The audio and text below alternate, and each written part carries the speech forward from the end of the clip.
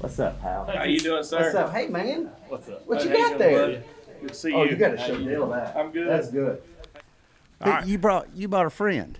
Oh, yeah. We got to go set up the dirt car here in just a little bit. Is that right? We got to get ready for tomorrow night. Well, So, tell us who this little guy is. This is Peyton. This is my oldest right here, like 4 years ago. Yeah. I adopted Peyton and his little brother, Eli. So it's been a blessing to me and to them. Like, I've had a blast with them. It's, that's one thing that me and Tanya talk about now is, like, she asked me, during our career and everything, she said, is there anything that you would ever change? And I said, I raced my whole life. I said, from the time we were 18, it was all about racing. I ain't doing nothing else. I didn't want, at the time I was married to Amy, and she didn't want, I didn't want her to be a single mom, and I didn't want to have kids. And the older you get, the more you realize that, hey, I'm the last Eury. This is it. And I told her, I said, if I had anything to do over again, I'd had kids. I said, that's my only regret, and it's like a year and a half later, these two boys show up. They need a home. They were in a meth house, and, I basically saved them, and they saved me. So it's been a blessing both ways. I mean, I can't, to go racing with him. Eli doesn't really care about the racing too much, but Peyton here, he loves it. Yeah. He just eats it up. So it's been a blessing. It sure has. Yeah, that's good to hear, man. Yeah. I didn't know that it had. I mean, I know that you were 100% committed, and it had been a decision, a life change that you had made. But to hear that it has impacted you so personally is something profound. Yeah, I mean, it's great. I mean, I don't know what I'd do without them. You know what I mean? It's like I just look at it as like, hey, man, it's like you always look in life and you're saying, okay, well, what have I done? We've won Daytona 500s. We've won this and that. But at the end of the day, that's just something wrote down on a piece of paper. It's like, what did you leave, behind? If you can help people, if you can give people direction in life to make them better, whatever. But I've got a chance to make two kids that didn't have a life and give them one. Yeah. And that means more to me than anything. And, I mean, it's, everybody has issues, everybody has problems, but it's like when you can give somebody a chance to live a better life, it's so cool, We should let all the podcast listeners at home know that there's 4 people at the table right now. We got three kids, and then the adult here, Peyton, is playing with the cards on the table. And I just say, man, have at it, bud. I mean, if you're gonna have toys in here, might as well got to play with them, right? Oh yeah, look at it. So last time we was here, we had your dad on the show. Yes, sir. And I don't even remember where we ended up. Who knows? I remember, I think you guys were the first interview we had in this new studio at the time. I don't even think we had a door on this wall back here. It was still under construction. So that's how long ago it's been. Yeah. But who knows where we went. Yeah. So basically, I want to kind of dive in around a lot of – so one of the things – we'll get right into the creativity part. So one of the things that we've started talking about with a lot of people that come in here is some of the things that they did creatively to their race cars. And most time it's best to ask crew chiefs. Some of the drivers, like DW, was pretty transparent about the putting all the buckshot in the frame rail and letting it drop out of the jack post. He told a story. He's like, yeah, they were looking for that buckshot, and they were trying to figure out where it was coming from, and they put the jack in their car and jacked it up, and when they jacked the car up, they basically sealed off the hole where they were going to be able to find it because the jack post is on the jack. Right. And he's like, and so he loved to tell that story. But we did a show with Spencer about the 2001 July race, and he said that our car was fixed. Remember that? Oh, yeah. How pissed off we were? Yeah. And so, sorry for my language, but having the young in here, but I know that I don't know anything specific, or I don't remember if I did know anything specific about our cars, but I know that you guys were smart, right? And y'all were pushed by Slugger and the 15 group and by everyone else in the garage to try to be as good as you possibly could be when we go to the plate races. So, if If there's anything you want to share,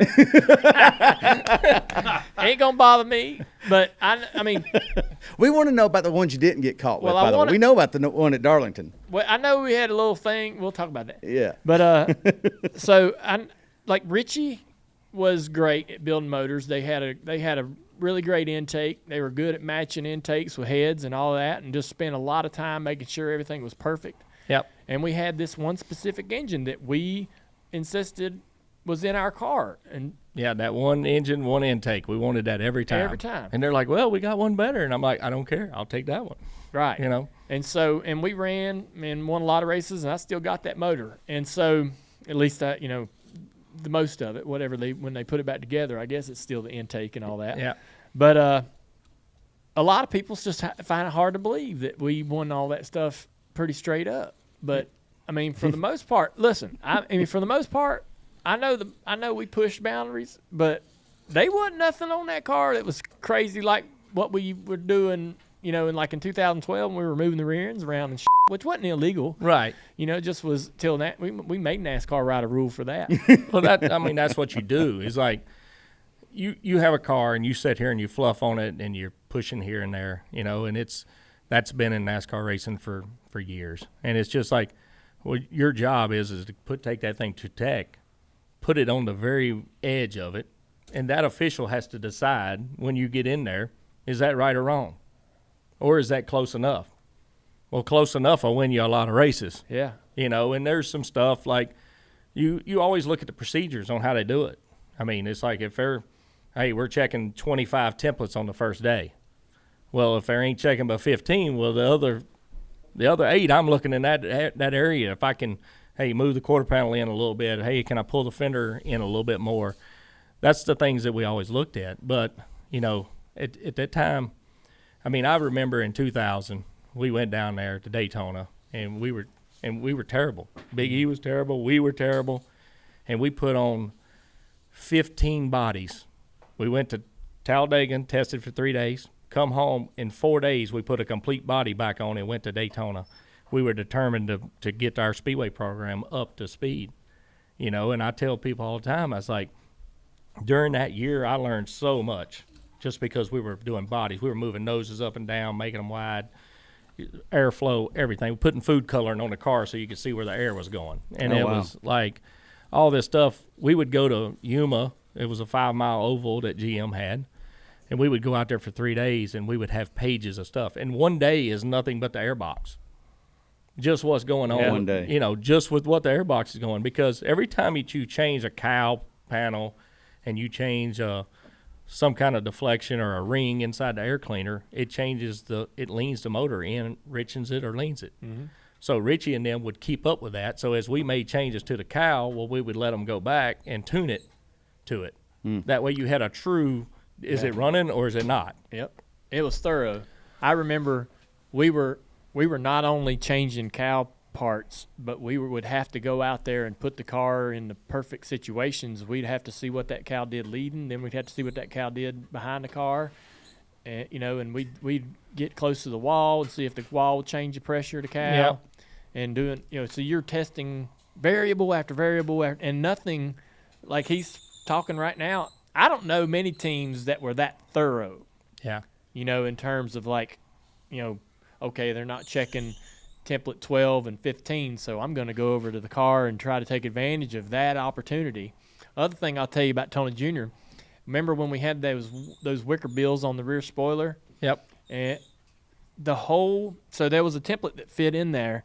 There's a template that fit that was the size of the spoiler that went under that wicker. And so from the time we got to the racetrack till the time that car went on the track to race, Tony Jr. was slowly moving that thing down, that wicker tighter and tighter until that template got to where it barely go in there. And then there was a length on that wicker, and we'd show up a little fat, and Tony Jr. would have a file on him all weekend long. Every time I go over there, he's over there filing on that wicker. Just looking at, I'm like, what are you doing? He's like, man, just getting a little closer. Getting it a little closer. We got a little more we can take off. And I mean, when the car got there, he wasn't done.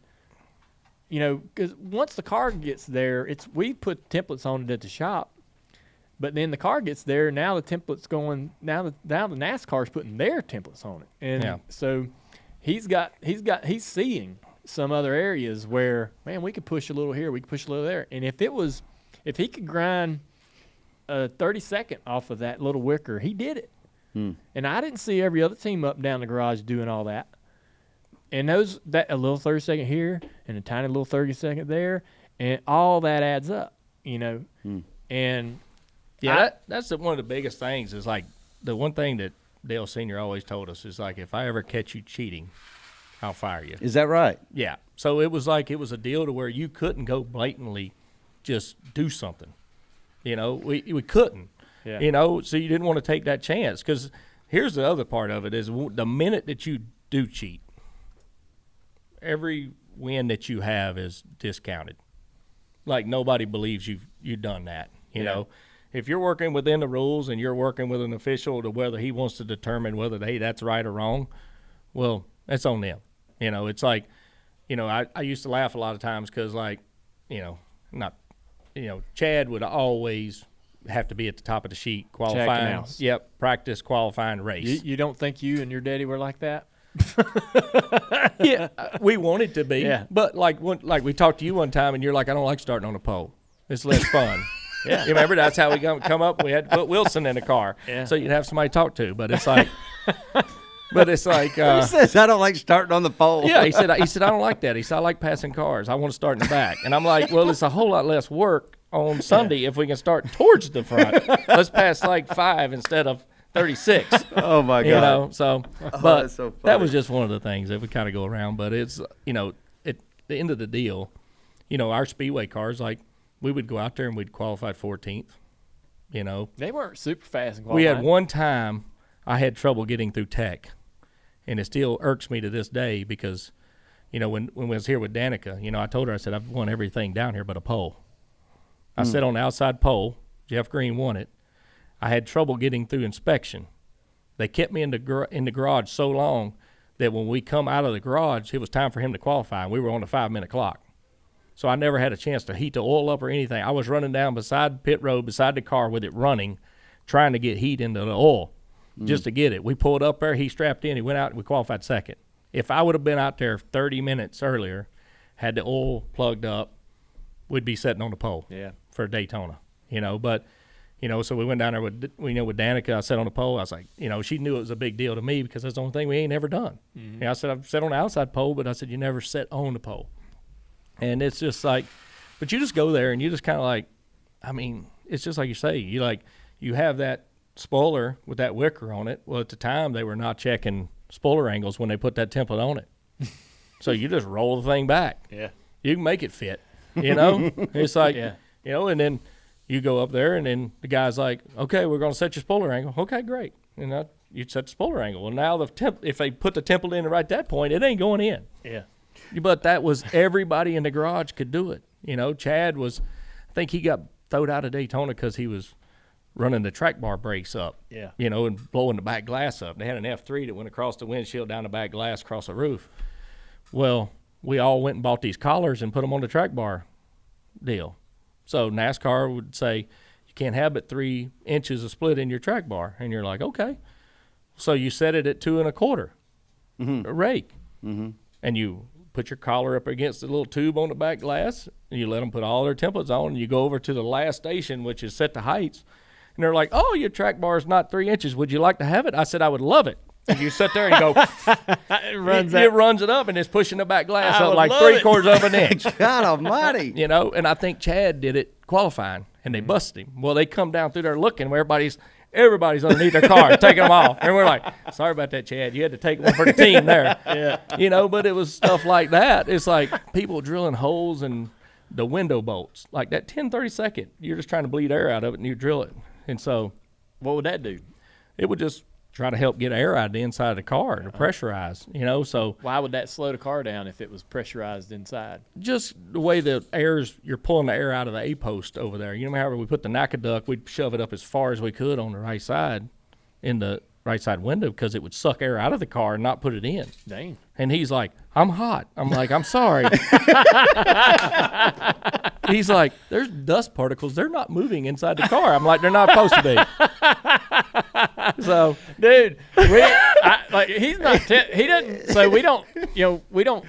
He don't tell me. He's like, man, we're doing this because of this, and be ready. This is how it's going to be. I get to the racetrack and I'm driving down the back straightaway, and I'm literally like, I can see dust particles floating around in here. How's that possible? I'm going 200 mile an hour around the track. There's no air moving inside the car. That is literally impossible. And I said, yo, it's hot as hell in here, and the air's not moving. I can see the dust.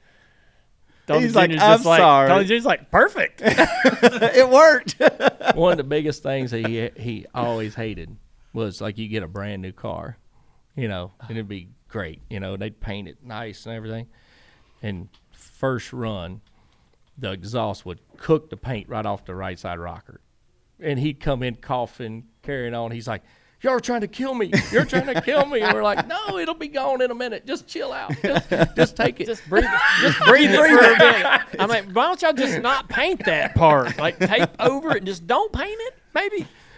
We're like, it don't look as good. Hey, It stunk. you talk about how thorough they were with the test and all that stuff, and I was just sitting here thinking, it's a good thing you had somebody that just loved test sessions, right? Oh, Just yeah. showed up to them Yeah. ready to go and ready to be thorough all day, right? Yeah, well, I think we've talked about Darlington before, with the whole deal. Just doing donuts with the tires, yeah. Yeah, he comes in. He's like, I don't like this set of tires, Junior. I'm like, well, they ain't got but 30 laps on them. You got to run 80. So we ain't got but 2 more sets. You can't have another set. Well, I want another set. You're not getting another set. I mean, Pops will kill us if we put them on. They're not happening. Okay. He's pissed. Put the one that up. Goes out. He runs like 10 laps. He comes in that garage, goes up there. When he comes around the garage part of it, he just starts doing a burnout like he won the race. Just Jimmy Finning and Mark Martin, you can't see them down there. They start walking our way, and they're like, what was that? And we're like, he wanted a new set of tires because he comes rolling in, he drops the window net, he says, I guess I'll get them tires now, won't I? Damn. Oh, my God. I was only like that because of them. I was not like that until my I God. met them. Y'all are killing me already, dude. Oh, I bet we could fill up a whole show about test sessions, right? Just stories that happen at test sessions. Like, I always wondered. Oh, wait. Yeah, there's one we've told on here, but I don't know. We were at I'm thinking Iowa. no, we were at Homestead, and Oh, yeah. we're in the AC Delco car, and so we went. There were if we're repeating what we did on the last episode, you'll have to forgive me, but we went to Homestead. I'm driving the AC Delco car. We have a pretty decent first day, and then we all went and got drunk. All right. So we go out to eat, and then we go to the bars and stuff at night, and we got drunk. I mean, furniture in the hotel furniture in the pool drunk. Dang. Yeah. And God so, almighty. yeah, it was wild. And so we get up the next day, and I'm telling Tony Jr. and Sr., I'm like, I can't drive. I am sick. I'm about to throw up. And they're like, well, go throw up. Go do it. Now, I'm going in the bathroom every 30 minutes trying to puke so I can start feeling better, laying up in the lounge of the truck and air conditioner. They're all out of the car just finding things to do. Finally, around 10 o'clock, 11 o'clock, Tony Sr. comes up in the truck and says, we got a test. Like, you got to pull it together. And we got to run some laps. So I'm like, all right. I go out there, and I ran, and I come in. And Tony Jr.'s like, dude, you are 2 seconds slower than you were yesterday. Tony Sr. ain't even got to the car yet. Tony Jr.'s like, "Grr." I was like, man, I don't know, man. I don't know what. I pulled in. I said, I don't know what to tell you to do. I can't tell what's going on. It don't feel great. He's like, yeah, you're way off. And so I said, let me try again. So we go back out there and run slow. And we test the whole entire day, and we're like, we didn't get within 3/4 of a second of what we did the day before. It's way off. And everybody's scratching their head, and Tony Sr.'s getting angry, and everybody's wondering what's going on. And, of course, I'm thinking it's me. They're thinking it's me. I'm thinking it was you. Everyone's thinking it's me. And we get home, and I go over to the shop the next day, and I don't know how we all figured it out. Well, Fuller was our tire guy, Rob Fuller. Oh, He yeah. was our tire guy at the time. And, I mean, he's sitting there going, he goes, I'm telling you. He goes, this thing is evil. He goes, when I go down the pit road, it turns to the right. He said, it's almost like the stagger's backwards. So I go over, there's a stack of tires sitting right there. I just took a tape. And, now there's an inch of stagger. And he's like, okay, well, maybe that ain't it. I mean, we're putting rear bars on it, all kind of stuff. Well, so Monday, I think Rob flew to Phoenix, and we had blistered some right side tires. And he goes up to the Goodyear guy, and he's like, hey, man, I just, what are you going to do about them 30s out there? I mean, we blistered them. He goes, blistered them? What ain't supposed to have no tire problem. Like, he said, yeah. He said, well, them 30s on the rights, they just blistered up. And that guy goes, you had the 30s on the right?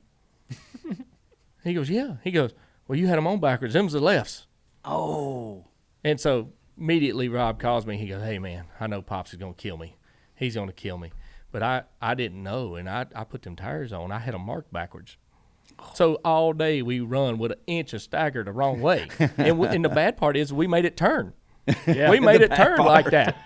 So I walked into Pops' office, and I mean, it's going how bad it is, because you're just like, I don't want to go in here to Pops, because this is not going to end well for Fuller or us. Going to end well for me. Yeah.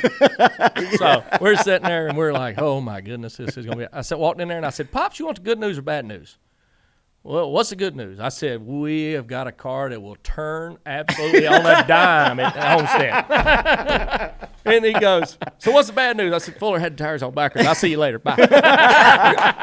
And it was like, boy, I don't think he lasted much longer after that. But it was like stuff like that. Pop. I mean, it's like you said, I remember in '98 we won the championship, and I mean, we partied all the time. Mm-hmm. It was just no big deal. And Pops is like, I feel like Uncle Jesse. I got a bunch of kids here at a six-pack, and all y'all want to do is drink and party and stuff, and I'm trying to win a championship. I mean, you got that lecture all the time going to the track. And, I mean, there was nobody over 23 years old. Yeah. Pops was the oldest one. Yeah. I think Quinn might have been a little bit older than the rest of us doing the shocks. But so we won the championship. 99, I'm like, I'm going to quit partying. Like, screw all this. I'm not going to drink anymore. I'm going to focus. I want to win this second back-to-back championship. So we wreck like 4 out of the first 5.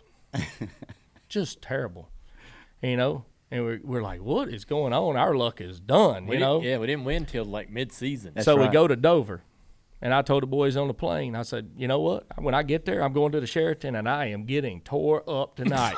I said, it's going down. I said, we ain't done nothing since we stopped drinking. I said, we're going to start drinking again. And Pops is like, well, you always get the best setups when you're drinking a beer. Because he said, you go in the bar and you can listen to everybody else talk. So we go to Dover. I remember the lights coming on, and Ty Norris was there, and Slugger was there. Slugger handed me at one point I was dancing with Ty's wife, and I had a pitcher of Budweiser in the other hand on the dance floor, and I was dancing. And the lights come on, and I'm like, why is the lights coming on? Pops ain't nowhere to be found. It's 3 o'clock in the morning. Tore up. I'm like, ooh, this. And I room with Pops all the time. So, I'm like, I don't want to stick the card in the door. So I walk up there, stick the card in the door. As soon as I walk in, he's like, what are you doing? You know what time it is? I'm like, I said, you left me. You left me there. That's why I'm like this, because you didn't stay with me. You should have stayed with me. I blamed it on him. He's like, shut up and get in the bed. I laid, and I remember when he woke me up, I was sitting on the bed, feet still on the floor, laid straight back. Oh, boy. And he comes by and kicks me. First thing in the morning, it's 6 o'clock, kicks me. No. Oh, wow. Get up. You want to act stupid, you're going to have to get up. I'm like, okay, I'm up. I'm ready. I'll get my stuff on. I get my stuff on. We practiced at 8 o'clock. So, 8 o'clock, we're in there firing the motor up.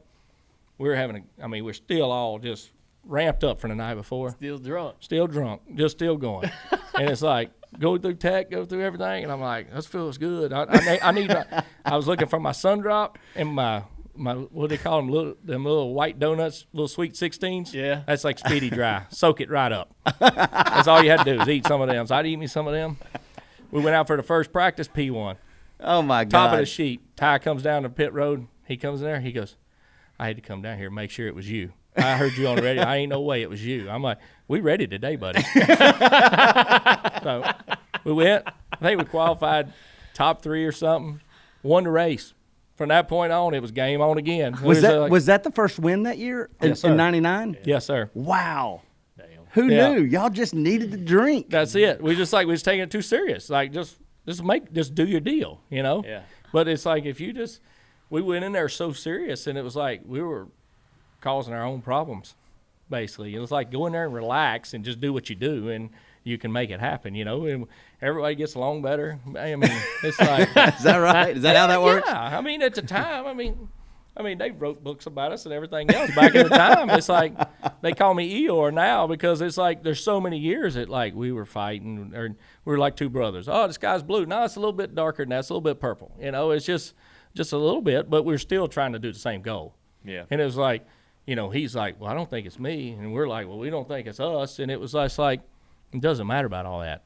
It's just like we were all so competitive and wanted to win so bad that we were putting too much pressure on ourselves to do it. Yeah. I mean, ultimately that was it, you know? I mean, it was like, you know, that's why Pops was so great being in the middle of it, because he was like, if we got to a point where we were too much, he'd just come in there, stomp his foot and say, no, this is what we're going to do. And everything just stopped and, okay, let's focus, let's go do what we got to do. Yeah. But, I mean, Pops didn't go there Pops is milled out. I mean, when he was here, I told him he's like a teddy bear, you know? He was so much easier, but it was like when he went to the racetrack, he was your Chad Canals. I want practice, I want qualifying, and I want to race. Mm-hmm. And there's no other excuse. If something fell off the car, you would just walk home. You're better off. Yeah. You know, but it made us all better at the end of the day. You know, so I mean, it's just I love the memories of it, just everything that we were doing back then. But it's like it was hard. Yeah. I mean, there's no doubt it was hard. So the 2004 season was one of good and bad. We won 6 races. I look at Victor Lane's celebration at Phoenix, you know, toward the end of the year, and we just won the race, and we're all happy. And then we went to Homestead and literally couldn't even have a conversation during practice. You remember that? Yeah, I mean, the whole deal is like, and I mean, this is the way I pictured them 4 years. Yeah. I mean, your memory is way better than mine is. Cause Oh, I can't remember why we were mad and how we even, because that's what happens to me. I'll look at Phoenix and go, damn, that was just weeks before. And then at Homestead, we literally can't be together. yeah, I think it was. I look at this as like, all right, 2000, like 99, 98, 99. We already had all the setups laid down. We just told you, said, don't hit nothing. Yeah. Just go do what you do. Don't hit nothing. We'll win this championship. And we did. When we went to 2000, it was like we went to a lot of tracks in the Cup Series that he had never been. We didn't have notes. He didn't have notes, and those were the weeks that were struggles, you know, for us. Well, then in 2001, the accident happened, and it's like, you know, I remember going to the bus, and he's like, okay, it's up to us now. And I'm like, okay, well, if that's his attitude, that's going to be my attitude, you know. And so we just kind of, like, we were DEI. Like, we had to hold the torch. We had to do it, you know. And it was like mine and Pops, I'm speaking for Pops, but, I mean, when I looked at it as like Dale Sr. was like a second dad to me, but it was like, I'm going to take care of Dale Jr. Whatever it takes, whatever I got to do to make sure that Dale Jr. is successful, that's what I'm going to do. You know, because that was my main focus, because I think, well, that's the only way that I can celebrate him, you know, is making sure that you're successful. So that's what we did. But in 2002, I think you were even sitting there because, I mean, I look at it too, because you and your dad were just starting to have a relationship. Mm-hmm. You know, I mean, it forever is like you didn't have a relationship with your dad. I was lucky. I was getting to have one, you know, but I didn't move in with my dad till I was 18. So I'm sitting there watching you and your dad have a relationship, and you're getting the attention that you've always wanted. Well, then it got ripped from you. So in 2002, I don't even think he knew if he wanted to race. You know, we just kind of floated through 2002, and it's like, okay, we're at the racetrack. Well, maybe today we'll race, maybe today we won't. But it was like he really didn't know if he really wanted to do this, because there was so much damage of his dad being gone. And it was like, you know, just figure out what you want to do. And I think it was mid-2003, I think, is when you really decided, no, I got to grow up. I got to do this. I want to be a race car driver. And I think we won 3 races towards the end of the year. If not, we run good in a lot of them. And then when we come out of 2004, well, all we did was fix everything that we screwed up in 2003. If there was a race to where Atlanta, we had it won and the TV deal cut the brake line. Yeah. We come back in 2004, we won that race. We should have won it the year before, we won it this time. Went to Richmond, won it. They just, all the races that we were screwing up, we got. Well, we go to Atlanta with 3 to go, we're running third. And we were like, sitting really pretty in the points, and we're like, hey, man, don't do nothing stupid. Just finish this race out, finish third. You know, and he's trying to do all he can do. And he just slips up and gets in front of Edwards, and he hits us, and we hit the inside wall. So now we don't have a points lead. We got a deficit. Yep. Well, we all knew we were going to Phoenix and win. Like us at Phoenix was just like us walking into Daytona. Like, this is our racetrack. We're here. We'll take care of business here. And I think that's why we all went to Phoenix, and we were like, we done exactly what we said we would do, and we won the race. So everybody's just happy. But I think when we went to Homestead, it hit us that we just give away our championship. Oh, so you think that's what happened? Honestly, that's what happened. I mean, because the whole team was just devastated, because if we'd have just finished third in Atlanta, went to Phoenix, it didn't matter what happened at Homestead. Yeah, we had it was that the same year where we had like a rear end yoke brake or something on the car at Martinsville, like 5 races to go. Yep. And we lost a chunk. Oh, it was a bad finish. Something broke. Killed. Something broke. It was a weird part that shouldn't break, that never breaks. Yeah, I mean, it just happened to happen. But that whole year was our championship year. And it was like everybody got to Homestead, and we were just like devastated. We're like, because it ain't like today. Like, you got this little chase deal right now of 10 races. Who's good at the last 10 races? You know, back then it was like run all year. Every race, every lap. I mean, everything counted. And now it's more like, okay, we'll just get you a win, you know, get through the year, and then the last 10 races be really good at those tracks. And you got docked points after Talladega. Yeah. All that happened in the same time. Yeah, that was my fault. No. I'm just saying, like, it would have. What Tony Jr. is saying is that all of a sudden the reality hit, right, going into Homestead. Instead of it being after the race, it happened. That was a before. crazy sequence of weeks. It was, but when I was at Homestead, I wasn't that devastated because we won 6 freaking races. Like, I was sitting there going, yeah, this sucks, but damn, man, we're fucking good. And then practice started, and the car, we weren't fast. And I had a hard time at Homestead, no question. And we weren't running the wall then. You ran the bottom, and the transition and that progressive braking, I couldn't figure it out. I could not run. I couldn't run good there. And we ran a couple practices, and I smarted off, he smarted off, and in 5 minutes, neither one of us wants to say a word to the other one, don't want to even look at each other. And it stayed that way, like the rest of the weekend. Yeah. We go into the off season, and then I go into Gilmore's office, and he says, I think we ought to make a change. And I was like, I'm still pissed off, so what kind of change you want to make? And so, worst decision, we talked about that. Worst decision I ever made in my career. And I've said it here at this table with Tony Sr. and Tony Jr., and I said it outside this room. It's my biggest regret in racing was that decision. If we'd have just figured it out, patched it up. Or slept on it even. Stayed the course, yeah. So, go ahead. Yeah, I I remember I was sitting at home, at your home, and I said, hey, man, I was like, Richie's like, hey, man, we got to talk, and we got to do this. I'm like, why are we doing this? You know, all we needed is a breather. Everybody just was devastated. We're on a roll now. Like, there wasn't a racetrack that we didn't walk into that we didn't think we could win. You know, like, we were the threat. You know, we wasn't worried about nobody.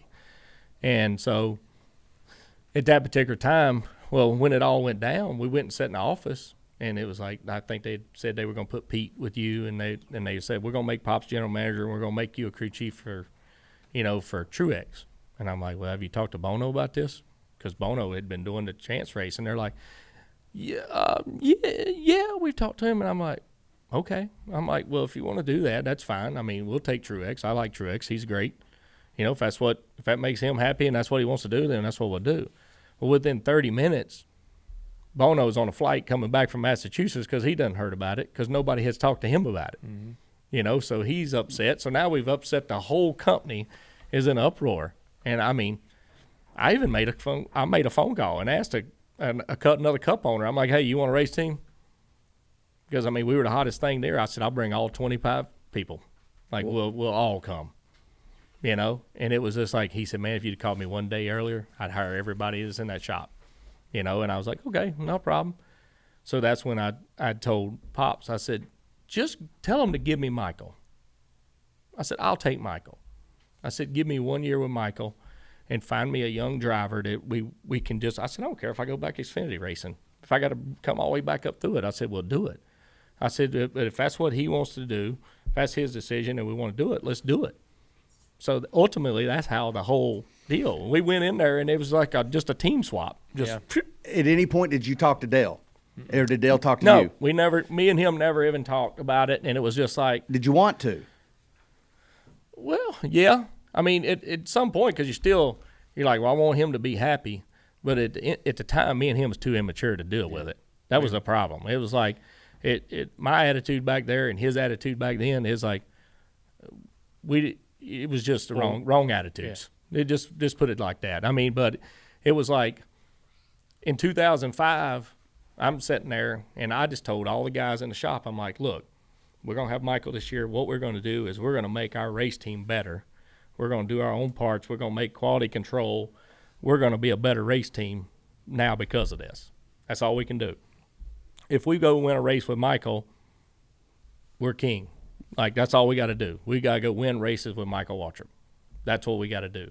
That's still our job, you know. So we go into the season. Well, that was the year that we started coal binding. We actually went to Daytona and started coal binding, and Michael passed you off of 4 coming to the 125s, and the two shops are at war, the whole place. I mean, it was funny. At Christmas time, all the Napa guys wore red and all the Bud guys wore blue because of Napa and Bud. It was like the whole facility was segregated at that time, just like. Oh, but you don't mean Napa wore blue and Bud guys wore red. Yeah, yeah. I got just showing that they were going to the other team, right? And it was just because they swapped. That's right. So we're sitting there, and we go into the season or whatever, and I think it might have been Richmond. Like, we went and run second with Michael right off the bat. We had a chance to win the 500 with Michael, and it was like motor blue with like 25 to go. And it was like, I was so mad at Daytona because, I mean, Richie come over to me. He says, man, I got a motor. Put in your car. You're our best shot for the 500. I'm like, I don't want it. Give me the motor that I'm supposed to run. He said, I promise it won't blow up. I'm like, I'm telling you, I don't want it. Just if it's anything experimental at all, do not give it to me. I want my regular motor because I can win this Daytona 500 with Michael. And it was like, Michael, at the time, these two, they're not, like, everybody's so split. I know he ain't going to draft with me, and Michael ain't going to draft with him. So that kind of hurt the whole company. So I went to Stewart. Stewart was starting in front of us. I was like, Stewart, do me a favor. I said, will you draft with Michael? I don't like Michael. I'm like, I don't care if you like him or not. I said, you like me? Yeah, I like you. I said, you like my team? Yeah, I like you boys. You're cool. I'm like, well, draft with us. He said, I'll tell you what. I'll draft with you, but he's got to push me all day. That's what he told me. I'm like, no problem. He won't leave the Home Depot on your back bumper. So if you go back and look at the race, Michael's out there, and he never leaves the 20. It was just like that was the new 8, and we pushed the 20 all day. And he's like, Tony, I'm running half throttle behind this guy. Whenever you want me to pass him, you just let me know. I'm like, you don't move. You don't move. I said, you stay right there. We come in for the last pit stop at 25 to go. And I said, all right, Michael, game on. Do whatever you want. He goes down into 1, pulls high, drives right around him, pulls down in front of him, leaves 3 more laps, and the motor blew up. God. I was so mad, I got in the rental car and drove home. I would not get in the plane with him to drive home. And that's was my attitude back then. Well, you wanted that race. You wanted it out of spite. Yeah. You know, it was just, you had so much anger built up in you. You're just like, man, I want to prove something. Yeah. You know, and it was the wrong way to be proving it. And it's like, during that year, I think he was having a terrible year. It's awful. It was awful. That Speed Weeks even wasn't that great. I think you finished 3rd, Dale, but honestly, I remember that race started. The race was awful. We were plowing. Yes. Yeah. 30th, and I'm like, I can't even go. I can't stay in the gas. Can't go nowhere. Right. This is gonna be the worst race ever. I don't know how we got the car better. I mean, honestly, I'll say this right here at this table, but like, it bothered me so bad that we split up and sit there and watch him race with somebody else and me not racing with him. I would go on Dale Jr. There's a Dale Jr. pitstop.com or something. Oh, yeah, and the website. I would go on there and read what people are saying and how bad they hated me, and that would just fuel me to go to the next race. They're Wow. like, he took his cars. I don't know why. And I'm like, yeah, I got them good and pissed off now. Because I lived off that, and it's stupid at the time, but it was like, you that's how I was feeding myself to go to the next race. You know, and then it's like, I think Richmond, I come up into your bus. And I think it was first Richmond. You were running bad, and I walked up into his bus. And he said, "That's the first time we'd really talked." Richmond, yeah, which would have been like the race. Well, I mean, we'd 10 walk or 11, by right? and say, "Hey." Okay, yeah, but a meaningful conversation. Meaningful conversation. And I walked up into his bus, and I'm like, "What is your problem?" I said, "You're a better race car driver than what you're driving." I said, "What is your problem?" I'm like, "I'm tired of watching you run 25th to 30th. Like, you're going to lose your career over this if something don't change." And that's when he says, "Man, I made a mistake." He says, "You know, these guys, they don't listen to me. They got their own ideas." And he says, "And I can't drive their cars the way to do it. And I just screwed up when I made this decision." And I said, "Well, fix it. You helped create it, like, fix it." "Well, how do I fix it?" And I'm like, "The only thing you got to do is go tell Richie you want your old team back." And I said, "But the first thing you got to do is go over to that team, because Michael, when he come in, Michael's just like, 'Thank you guys, man, y'all are the greatest.'" He's a kid in the candy store. Yeah, he's loving us, and he's feeding us with just, "Y'all are the best, man. Like, I can't believe I'm with a race team this way." And I just told him, I said, "You got to go over and apologize to all them guys and tell them you want them back." I said, "That's all you got to do." I said, because it was like a family. I'm like, just say, "Hey, you screwed up, and let's go." And ultimately, that's what he did. And we got back together, 10 races to go? 10 races to go in the season or something. They put me with the Napa team. Bullshit. I don't remember that. Yes, sir. I remember walking up to you and having a conversation at Talladega in the garage. And I walked up to you and I said, "You want to get back together?" And you said, let's get back together. Yeah, let's do it. And so, because I remember asking you in that moment at Dega, I remember you coming in the bus and telling me that, but I don't remember it sinking into my head that I needed to, that I could get y'all back. Yeah. It didn't dawn on me in that moment, like, okay, yeah, I'll just go tell them to swap it all back. Right. And I went up to you at Talladega, and I was so nervous, and I wanted us to get back together so badly. And I went up to you, and I think I remember asking you if you wanted to get back together, and I remember sitting there about to throw up, waiting on you to answer me. I mean, you answered me quickly, but I didn't know what you were going to say. Right. You know? Do you remember that? I do remember that. I remember us sitting there talking, but after the Richmond deal, I was just like, well, we just got to make it happen. Yeah. You know, and then I think it took that long for it to happen. And so you came down to the Napa car? Yeah, because they put me down there with like a couple races to go at the end of the season, and I started working, like, we put Gibson with the A-car bunch. That's right. I left Gibson up there. I'm like, "Gibson, you can handle these guys. Handle them." Okay. I went to the Napa shop trying to repair the friendship and the company, because I was like, man, all I've done is the damn company separated. Well, you know, there was guys down there on the 15 car that were great, you know.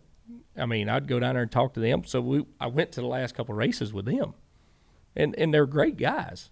You know, there's just always, there was something going on down there. And I felt like, I think after that year is when I went to Richie and I told him, I said, "Look, you got the one shop over here, you got the 8 shop here, and then you got the 15 car down the street."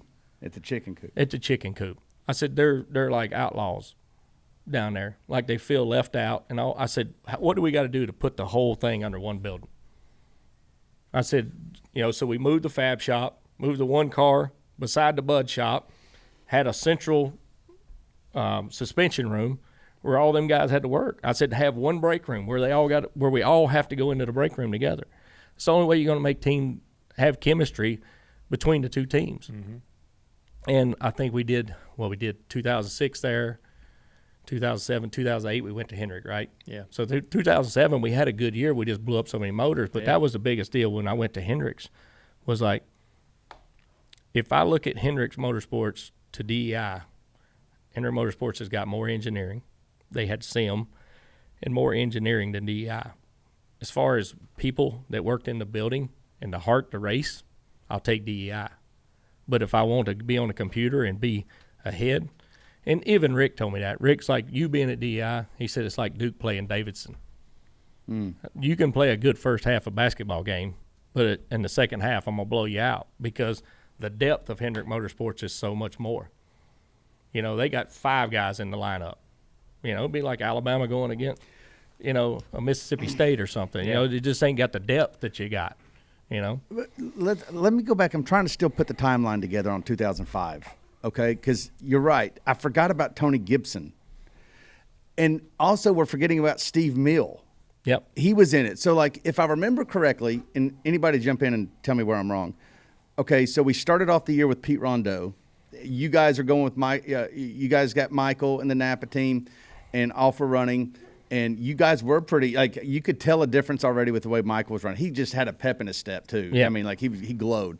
And then after – I mean, God, it wasn't but a handful of races. It was about 10 races, 8 10 races. Pete's gone, and they put Steve Mill in, who I think was your spotter at the time, if I remember correctly. He was kind of in a something. And what was his role at DEI? Like, he was a director of something? He was like a director of competition. He handled the chassis shop for us, and he was kind of like the middleman trying to keep everybody together. Okay. You know. So then at some point we get to Charlotte, and there was a big feud.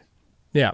And I would have to think Steve Mills, our crew chief at that time, because I think that would have, been on the back end of the Rondeau switch. And so the wreck between Michael and Dale, because I have just snapshots of memories of that. Yep. And the snapshot is Tony Sr. I remember when Dale finally pulled into the garage, I said, hey, get to the hauler. I got to tell you a lot of things. I got a lot to tell you because you guys didn't finish the race after that wreck. Was that in the 600 or the All-Star race? It was a 600. 600. It was a 600. 600. And what it was. And that would have been where things were really boiling over, right? Like there was a lot of animosity between the two teams. Yeah, me and him, I'd already went and asked him what his problem was. Okay, so you had already had the conversation at Richmond. Then Charlotte happens. And then we're like, and the whole time that this is going on, just a little backstrap, is like the 15 team, which is me. We're starting coil binding. We're starting to do that kind of setup. Okay. Well, we're not telling anybody anything about what we're doing. We're keeping it all top secret because we're like, we don't need this to get out. Because I'm looking at it as, after the first 10 races, I'm looking at it as half the people that are on the 8 car down there are probably going somewhere else at the end of the year. Okay? So I don't want to get my secret out of what I'm doing because then it'll be in every Penske. It'll be everywhere. Everywhere else. So I'm trying to keep it boxed in a box. Don't tell nobody. Put the springs up. Don't tell anybody what we're doing. Well, there was engineers that were down there on the 8 car and they were like, oh, we know what they're doing. Like, we'll just order it. So I've got the spring company calling me and saying, hey, I know you don't want to tell everybody what you're doing, but your buddies at the 8 shop just called and ordered $50,000 worth of springs, and they're not right. Do I just send them? Oh, wow. So at that time, I have to make a decision. I'm like, send them. I'm like, screw it. I'm not giving up my secret. I'm like, just send them what they want. Yeah. You know, and the guy's like, okay, well, it's not right. And I'm like, I can't help it. I'm not giving out my secret. So we're going through all this. We go to 600. And all it was he was trying to swap. Michael was trying to get out of his way, and they hooked. It was that simple. You can be angry when you're up on the pit box or whatever, but at the end of the day, 2 of them went for the same spot. They hit together, and they wrecked. But I've got 15 guys in the pits that just, you might as well throw the grenade in the middle of it. Like, so everybody's pissed, you know, because they're like, he wrecked us on purpose. Yeah, you know, and I'm sitting there going, well, I don't think he'd do that. You know, and I'm just like, I'm just going to leave it at that. But it was on the straightaway. Well, you know, it was on the front. It was on the front, but it was still, they were going to the same spot. And I was just like, trying to keep my emotions in check. Because up to that point, I've been a nutcase. Pops didn't take the same approach. Well, you chased me up in the truck. I think it was you, JR, and there was somebody else. They come running up in the truck, and they're like, "Are you okay?" I'm like, "I am fine. Just leave me alone. I'm going to get my book bag, get my car in my truck, and I'm going home." And I said, if I got a problem with him, I'll go talk to him at his house. I mean, that's what I said. Okay. And you looked at me and you go, so you were like, "Are you sure? Like, are you okay?" And I'm like, because your dad had just held court. "No, you were standing there and you were like, 'Are you sure you're okay?' I said, 'Yes.' I said, 'Mike,' I said, your biggest problem that you have right now is you don't know where Pops is at." That's right. That's what he said. That's what he said. And it's all hit me. It just came back to me because as soon as he goes, "Your bigger problem is Pops." And as soon as I turned around, he says, "Where do you think these he is?" lights, I said, "Probably in the middle of them lights." No, yeah. Those lights went ching, ching, ching, ching, ching, ching, ching, ching, ching. And it's like you saw this like bigger than God person standing out there, and his arms are doing this. You haven't seen, and he was evangelizing. He was like the Holy Spirit had got a hold of him, and he's sitting here just carrying on. And I'm like, oh God, this is where it all unravels right here. Yep. And sure enough, you're just out there racing, and we're sitting there doing all that. And then when you came in, this was so funny because you would have been gone by then. Dale comes in, you know how he is. Like you can't have a secret without him going, "Well, tell me," or something. It's like, "Hey, come into the hauler," and he's still in the car. I said, before you do all these interviews, because there's a ton of people now surrounding the 8 car, because Pops has just held the press conference of the century out there. Right. And Dale's like, "Why?" And I said, "Just come into the hauler. I got to tell you why." And I'm like, "Just get in the hauler. Like, come on, seriously, get in here." And of course, so I'm like, Pops just absolutely ran you under the bus, and they are here to ask you all about it. and that was it. That was it. So that was to me, I felt like that was the bottom. Like that felt like the bottom. It was. I mean, I remember I told all my guys, I'm like, do not say a word. Don't walk by their pits. Don't say nothing. Just go load our car up and get out of here. Don't nobody say a word.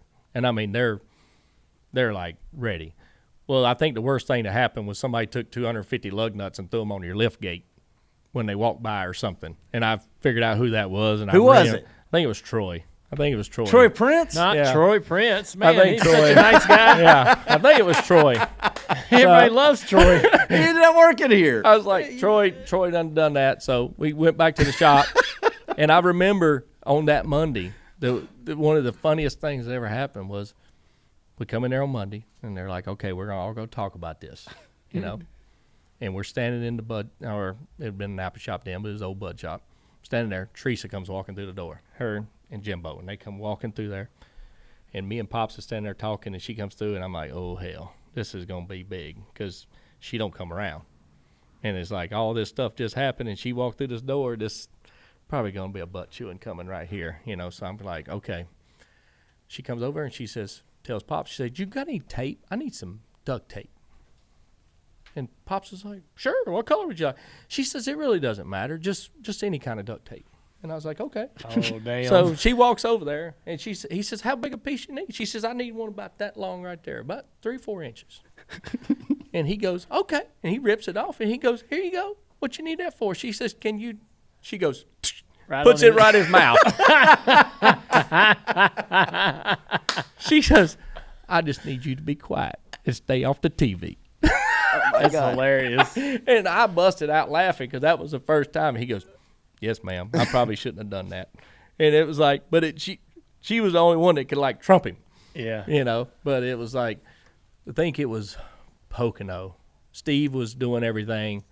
Steve would come up there, and Steve was like, "Man, we got to have both these cars identical. I want your suspension components. I want your drag link. I want this. I want that."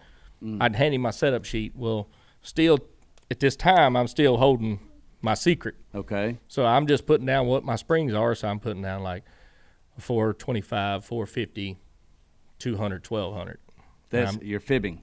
That's what's in it. That's I know, but you're that's not. the rates. That's the rate. That's the rates of them. But it don't say nothing about what the heights of them are or nothing. Right. And so we go out there, And Michael sits on the pole. He's like, man, I ain't sat on a pole in 14 years. I said, well, that's the year I graduated. And I said, so we'll just, congratulations. I mean, he's still jacked up, and so we're sitting there. I think you was running terrible. And I got lapped. Yeah. Well, they lapped you twice in the race because before the race, Pops is like, you got to stop this stuff. And I'm like, Pops, I'm not giving away my secret. I'm not doing it. I said, I've worked too hard to figure this out. I'm not going to hand it to them where they can just take it and just throw it everywhere. He's like, well, it's just got to stop. Like, we got to help fix that kid. And I'm like, well, I can do it. I said, you just put everything back like it was and he'll be fixed. I had one of my springs that I'd been running all year in the cabinet. And he goes, and I remember Steve coming up in there and he goes, I know you're not telling me everything. And I'm like, Steve, you go over and look at my car. Everything, you measure anything you want to measure. I don't care. And he goes, well, we're going to put a 425 and a 475 in the front of this car, and it better run like yours. And I'm like, okay. And he walked out, and I told Pops, I said, it ain't going to. And Pops is like, well, you're not going to get him hurt, are you? I'm like, no. I said, his teeth might hurt a little bit when it goes there and bouncing off the cross member a couple of times. I said, it's not going to get him hurt. But I said, he's going to have a rough ride for a little bit. Yeah. And Pops is like, damn you. And I'm like, okay. I said, I'll tell you what, Pops. And I reached in the cabinet and I pulled the spring out and I set it on the counter. I said, when it gets so bad that he can't drive it, take that spring, put 51.5 rounds in it, and I said, and it'll go. And he goes, for real? And I'm like, yeah. I said, you can just put it in there. And I'm setting up on the box and we're running. We led a bunch. We were sitting there running second or third. We'd lapped him twice. I mean, he's terrible. I turn around and look behind me, and Pops is going down pit road with that spring, carrying it. And I'm like, oh, hell, here we go. This is going to be it. In the middle of the race. Middle of the race, they're down there up on jack stands, changing the right front spring on pit road. Unhooked the front shocks. And they've changed the spring. And so they unhooked the front shocks, and they're like, all right, go around. Don't pace car's coming. So I don't know what they're done. I don't know what they've done under the hood. I just know they lift the hood and then shut it. So I take off down pit road, and the pit road at Poconos got these giant ass heels in it, and that damn thing takes off up in the air because they got the fucking shocks on the front, and the shocks just doing this under the hood, banging all around, and this thing goes flying up in the air, and I was like, oh, slowed way down, and I was like, goodness gracious, what have they done? We're from bad to worse. And I drive around, and then they jack it back up. They put the spring in, hook the shocks up. We lost another lap. And then, but man, I go out there, lined up on the inside, and run with the top 5 the rest of the day. Yeah, he made up like 2 laps. And it's like he got back up there. I don't know what happened to us. I don't know if we crashed or something. Something happened to us. But he ended up making up both laps. And it was the storyline of the weekend. And then I go back. I opened the Winston Cup scene on Monday. It says, Dale Jr.'s Magic Springs turned season around. And I'm like, volcano. No. Yeah. How would that have got? Oh, he must have talked about it. He got out. He goes, oh, yeah, they changed the spring, and it was awesome. Like, it was great. And I just told Pops, I was like, so then I had to have a meeting of like exactly what was going on. And then at that particular time, I think the ball was rolling to do the other deal, but it was like at that time, well, that's when it run through the Cup garage like crazy. The spring stuff. But it also sounds like you guys were now on a quick trajectory to get things righted, right the ship, right? Like as far as getting y'all back together, because I'd forgotten. Can you believe after what I did at Charlotte that Pops took that spring on his own? You know what? Anybody else, I wouldn't believe it. But Pops never stopped loving you. I mean, like, nice to know. Yeah, I didn't know that. I didn't know that either. But man, I mean, I got to say, I'm not surprised. I mean, listen, at the end of the day, y'all fought like family, but you never once lost sight of the fact that you're a family. Yeah, and that was what I mean. Lord knows how bad it would have got if that little element wasn't there, right? Yeah. I mean, it's like he done what he always done. Anytime we were like in a dispute, he just put his foot down. That's what we're going to do, And I think, and you've said it in here, and we've all said it. I mean, me and Ty's even sat down and talked about it, about DEI and the way it was, and it was like I think everybody at that particular time had a little bit of arrogance to them, a little bit of immaturity, whatever you want to call it. I don't care, but it's like that was a great place to be. It put too much pressure on him Yeah, y'all lacked a leader. Yeah. You lost your leader. Yeah, we lost our leader. And at that particular time, he wasn't ready to be a leader. You know, Right. he didn't want to do it. I even asked Kerry Dale, I'm like, will you just come over here and just walk around? Just be an Earnhardt. Just walk around and just act like you own the place. I can't do that. I'm like, yeah, you can. Just play the part. I don't care if they pay you a dime. Just go up there and play the part. I said, I just need an Earnhardt walking around in the building that acts like they care about everybody. I said, that's all we need. You know, and then when the whole deal started with the contract and all that, it was just, then it took another level, and it was like, okay, it's intimate that everything's going to go down. And when we went to Hendricks, DEI lasted, another year, another 2 years, you know, because I'd actually talked to Darian Grubb.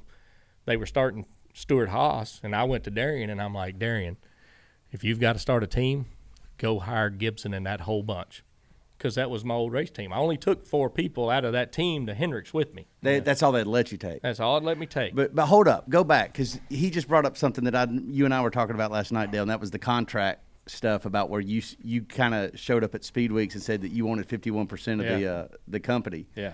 We were just kind of curious, like, what was your feeling in all that? Like when he's basically now he and Teresa are going to go onto the battleground and fight over contracts and now ownership of the company. Where did that leave you with all that? I know you guys say, well, we don't care, we just race, but seriously though, you were in the middle of it. Well, at the time, I was like, well, how's he going to come up? She's going to have such a number on it that he ain't going to be able to come up with 51. You know, the problem is at that particular time, I don't want to talk bad about Teresa because Teresa's done a lot. You know, has issues and other things. But at the end of the day, when she's sitting there, she honestly thought that the Dale Earnhardt legacy was so big that she didn't need Dale Jr. And for her personal deal, we want to keep Dale's legacy, but at the end of the day, DEI can't survive without Dale Jr. Every contract, every sponsor, everything is tied to him. In some way or another, if it's a sponsor going on the 15 car, well, they want to be tied to Dale Jr. They want to have something that's connected to an Earnhardt name. So you're sitting there looking at all that, and you're like, this ship's taking on water, you know. And it's like, and what I mean by not being bad to Teresa is like, here's my whole thing on the Teresa deal. Yeah, y'all have had issues or whatever, but at the end of the day, when I drove back into that place in 2001 from Dale being killed, she was in that guard shack and waved at every person that pulled into that shop. That little black glove come out, and I was like, well, damn, if she's here, I'm here. You know, because we done had our conversation. And 2 is I look at it as, okay, she just lost everything that she had. You know, like Dale was her shining knight or whatever. Why would she want to go back to a racetrack? You know, it's like she just lost everything because of that, you know, and it's like, I mean, you got Dale and Kelly, but they're not hers. You know, she's got his Taylor, you know, and it's just like, I said, why would she even want to go back to a racetrack? For her to keep that business open for another 7 years and for her to have to go to a racetrack to where she lost everything, it's got to be hard on her. It's got to be. Mm-hmm. I mean, when you love somebody like that and you lose them there, you don't want to go back. I mean, you went down there for Daytona before we run that baseball car for 2 weeks just to make sure that your head was right. Yeah. You know, and it's like, I look at that with her and I was just like, man, I kind of feel sorry for her in a way, you know, but it was always, we had Teresa standard time. You know, she'd done things on her schedule. Mm-hmm. And because she wouldn't show up to events at the DEI deal, it cost us a lot of sponsorship. It cost this and that. But at the end of the day, I can't blame her because I'm like, well, you know, I think that's fair. You know, absolutely. You know, I miss Dale Sr. every day. Yeah. You know, I feel like it's funny you thought that she would. It's funny that you thought that she was going to put up a number and I would need to pay a number, because in my mind, and maybe I'm the crazy one, when I said I'll stay for 51%, that I was going to get 51% outright for nothing. Yeah. Yeah, we were all thinking like, this boy ain't got, I mean, I'm like, this boy ain't got that much horsepower behind him yet. He's good, but I don't think he's got that much. And it's just like, you know, at the time, it's just like, you know. If she would have said deal, I'd have stayed. Right. We'd have kept on digging, right? Yeah. But and I really was ready to. If I was calling her bluff. If she's gonna call mine, we's gonna do it. Yeah. But so we go to Hendrick right out of the gate. We go to a test at Vegas. Jeff Gordon comes over to me and can't believe how fast the car is. Can't believe how good we're fitting in.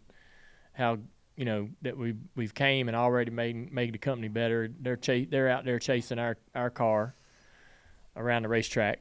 Right out of the gate, I went to the first test. That wasn't even our test. Made sure they saw I was serious. You had a great relationship with the guys in the shop. All the new guys that you're working with. You couldn't take everybody you wanted because of the no compete clause. Yep. And things are going good. Took us a while to get to victory lane. We had the thing with Kyle going on, which was a pain in the ass. And I don't remember when things started going downhill. Well, it's probably 2000. Sometime midway through 2009. I remember we went to a test. We were at a test at VIR. Yep, because that's where Tony Jr. And you got a call and you told me going to get fired. That's what you told me. It was weird. It was awkward. Yeah, I mean, it's like the first year, it was like I come in there and it was like I had all this simulation, and I was at the last 10 races of that year, and I was like, Darian was taking care of the 25 at the time. This is the end of 07. Yep. So I'm sitting there playing. I'm like, this is simulation? What does it do? And I'm playing with all these, and they're like, well, we just use that for just using it for pit stops, changes. And I'm like, well, heck, if I hit something like this DI, I'd be using it for a lot more than that. And I'm saying, so I just started studying it. And I've always been one to where, like, I want to engineer, but I want to engineer too. I want to look at two sides of the story. If there's two people looking at it from two different angles, you can come up with two different options. So I looked at that.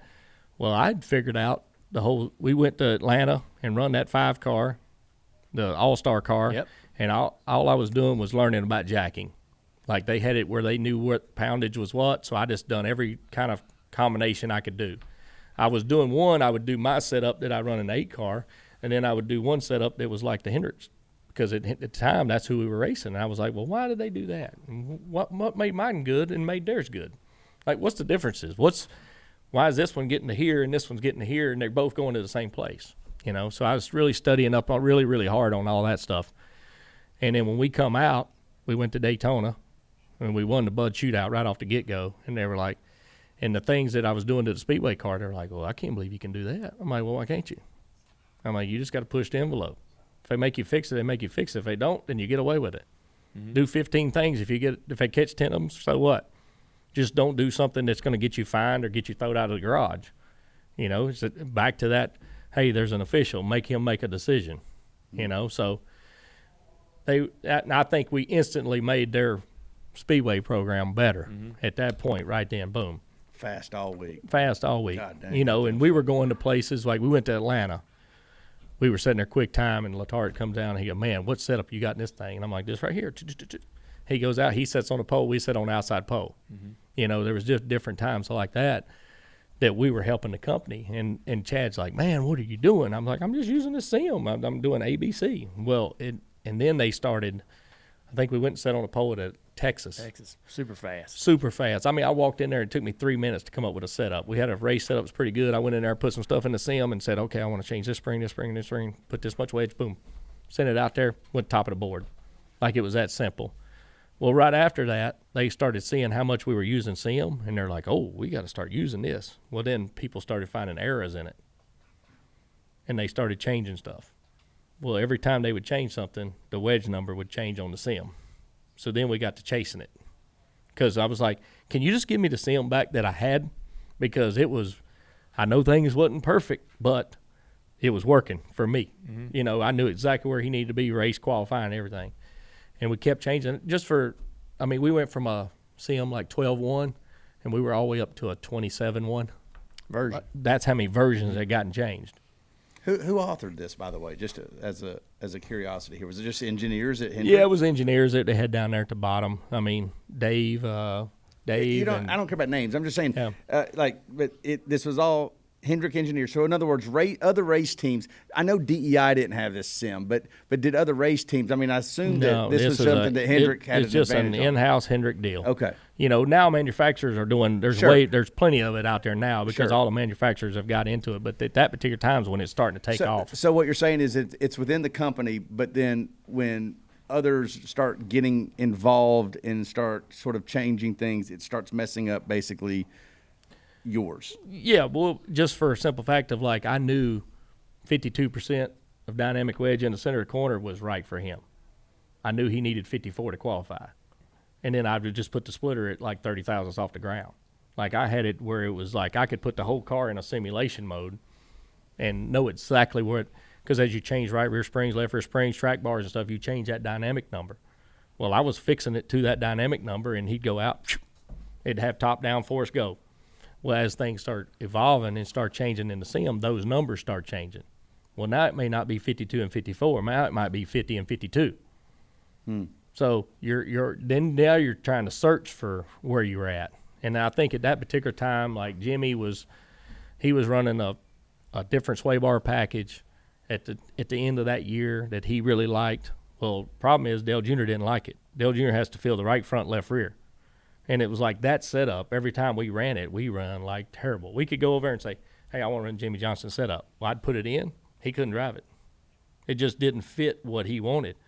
And then I started trying to change to make it for him. Well, now I'm on an island, sort of. There's nobody going down this road, and they're like, well, what are you doing? I mean, Ken House, he would come over, and he'd be like, so what are you going to Darlington with? And I'm like, well, I'm not sure. I said, the rest of the company's going like this. We went like this last year and run third, so I'm kind of up in the air. I know if I put this in there, he ain't going to run good. So I want to go this way. And Ken's like, well, that's what I would do. And I'm like, well, I don't want to be on the island because the minute we run bad, now it's well, why didn't you run what the rest of the company run? And I said, I feel like I'm getting pulled from both sides. And I said, I don't know what to do. I said, my gut tells me to do this, but for my job, it looks like, hey, I'm supposed to do this. Who's applying pressure to you to make you to run the company setups? Well, this is just the way that it's rolling, and I'm just and at that particular time, I'm easing down and I'm not trying to create any waves whatsoever. So I'm getting more and more laid back at this time. As far as it's just I think we had one blow up at Michigan. You went out there and you run.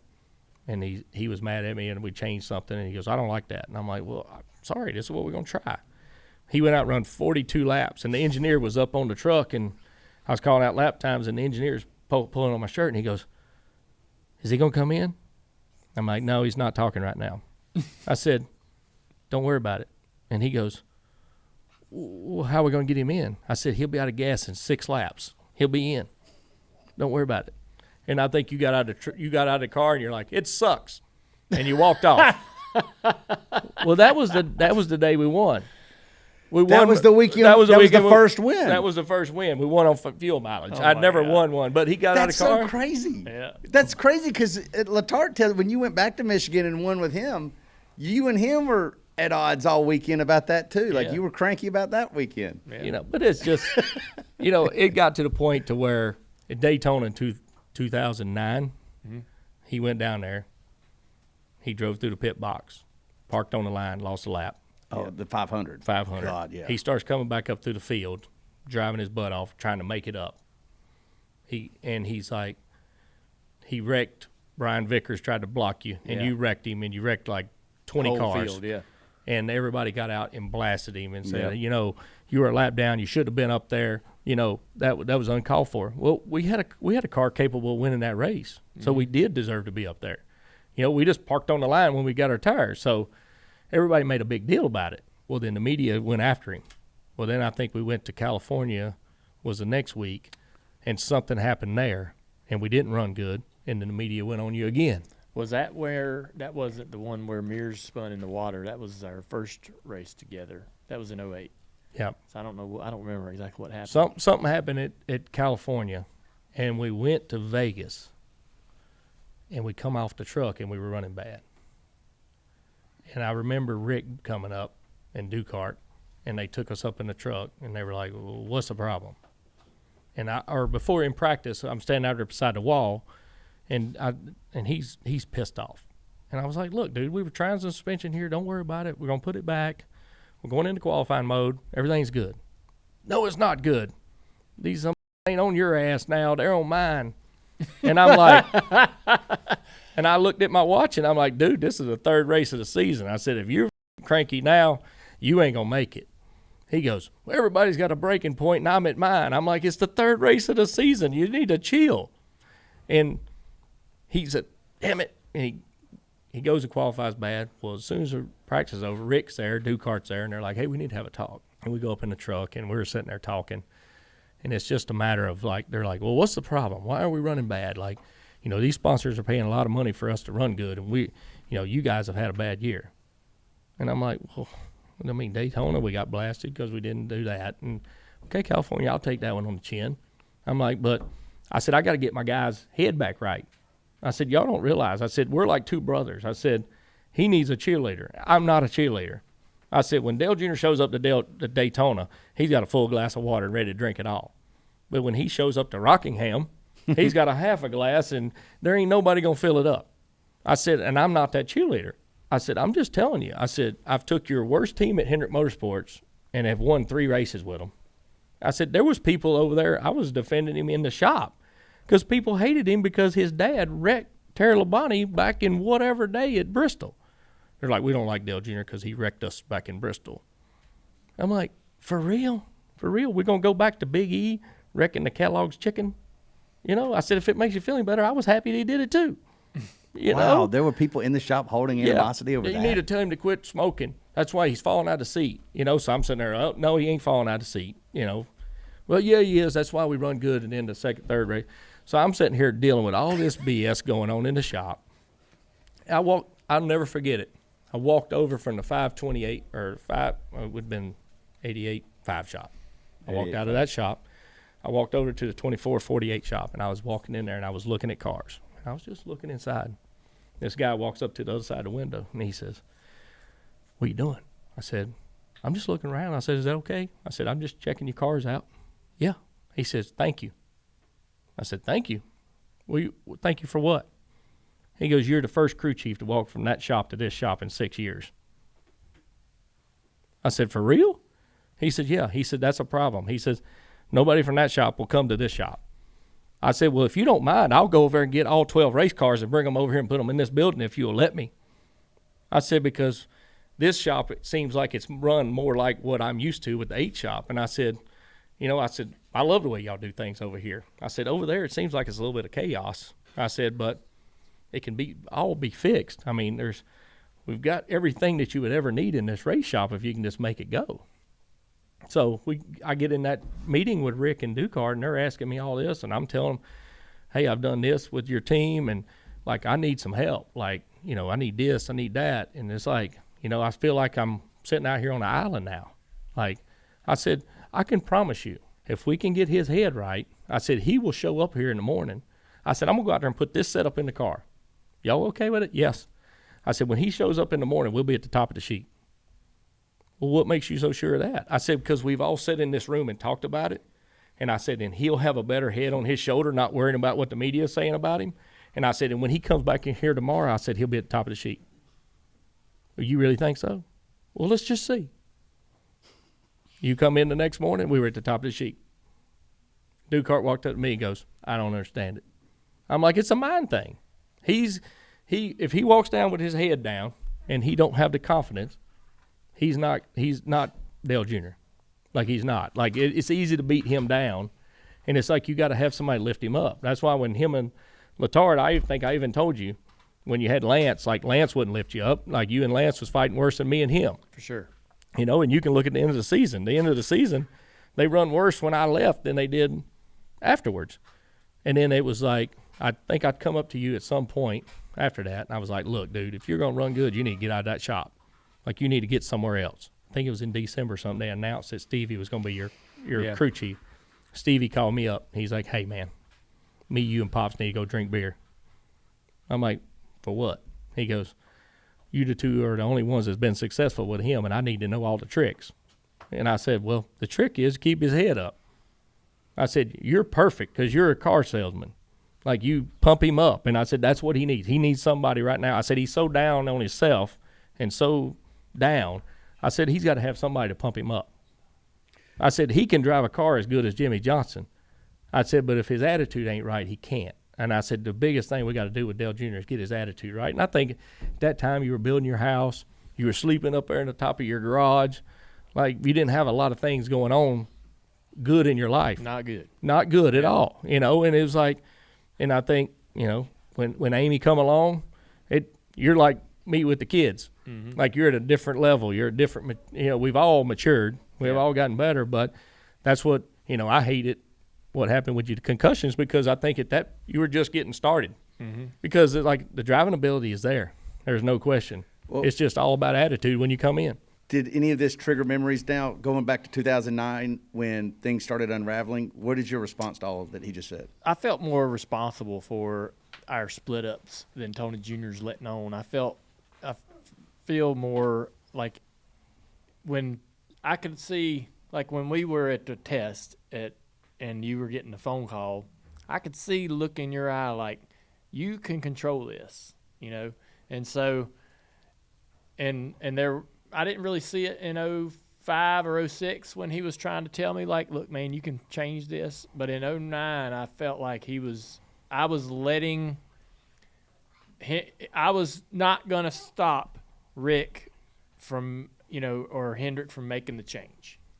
And in my mind, I thought, you know, well, I felt like if me and Tony Jr. went to Hendrick, man, with what we did at DEI, we could dominate. We're gonna have everything we need, everything, and their stuff is so good. We're gonna be great. And then it's not working out, and I said maybe I just need to step back and not be in the crew chief game and not be in the deciding my fate game, and maybe I'll let these guys that have been doing it here at this shop all these years decide what happens. And they put me with Lance. And I said, all right, if this is what you think is going to make me go win, that's what I'll do. I was wrong about that. You know, eventually, over time, you know, I didn't, and with me and Lance, we were awful. And I didn't push back against that. I didn't go in there and say, Rick, I need something different. Rick, you got to change this. I just went on down the road. I'm like, I was getting more and more miserable. And but I wasn't going to go in there. I just was trying to hope that they were smart enough to know what to do to fix it. They're in the business of running race teams, right, and putting their right people in the right positions. And eventually they made the right choice. Actually, when they came to me, they said, we're going to swap you and Mark inside the same shop and put you with Alan. And I said, Mark's got one more year and on his contract, and I said, knowing what I know about what I'm doing with this team I'm with, I can't move over to Alan and then turn around and look at Mark and go, hey, man, have fun with that. And then run the whole year and have to look across the shop at Mark. Mark would have made them better. Right. He would have. But I don't know that he would have definitely – he's won 5 races with Alan. Right. And I couldn't sit there and go, well, man, I took something that you really loved, and now you're where you are, and it's my responsibility. And so, luckily, Jeff heard about it and said, whoa, I want Alan. And they said, would you go to the other shop? Well, hell yeah. I was like Tony Jr. Damn right I'll go over there. Right. I think I can't get better here. I can go over there, and if I can get better – the only place I can get better is next to Jimmy. Right. And whatever, next to Chad, next to Jimmy. If they'll have me, I think I can perform better over there. And I won't have to worry about taking Mark's stuff. That can be Jeff's fault. Right. And that's what happened. No, and I mean, eventually, I think now they've got both shops in one building over there. Right. Like they went down that path, and it's probably because of what they've seen with what we were doing over there. Yeah. But I mean, it's like, when I was over there, Greg Ives, that was the one engineer that was in the 48 shop. I could go over there and ask him any question, and he would take time. Yeah. Like that me, right? me and Greg, from the day I walked in there, he's like, I consider him a friend because I can call him up at any time and say, hey man, what do you think, or this or that, so I think the world of Greg. And I mean, even Stevie. I mean, Stevie's he's a car salesman. Like, he's upbeat. Like, he's hey, well, y'all were pals in the garage years before. Yeah. So we had fun. It's like it. So I mean, I think everything about it was really good. How did you end up back here at Junior Motorsports? Well, when you walked out of the door at Hendrick, where did you go? I come straight here. Yeah, because he didn't leave Hendrick right away. He was doing R&D I went to the R&D deal, and then I went down there, and that's when we had Brad. Yes. All right. In the 25. In the 25, and we were running 5 races. They're like, look, we're just going to put you down here in R&D. You and Lance are going to change spots. You're going to go in his spot. Went down there. We had about 5 people down there. It was great. Right down there by the chassis shop. Like, I enjoyed it. Like, it was, I could have stayed right there. I mean, Kenny Francis, I think, is down there now. But I could have stayed right there in that little zone because it was all about, developing stuff. You could run simulation. You were doing stuff with the chassis. You'd go to test all the time, try this. Like, you'd sit there and watch what the guys are doing at the shop. And, if Chad and him come up with an idea and like, hey, can you run this on your car at Chicago? Yeah, I'll run it. I'll tell you everything that happens to it. So that's what I started doing. And we actually ran really good. I think we had a chance to win Chicago, and Boyer put us in the fence on the back straightaway with like 2 to go with Brad. And it was just like, so I had a great time. Mm-hmm. And then I remember Rick calling me up, and Rick's like, hey, man, I need to talk to you. I'm like, okay.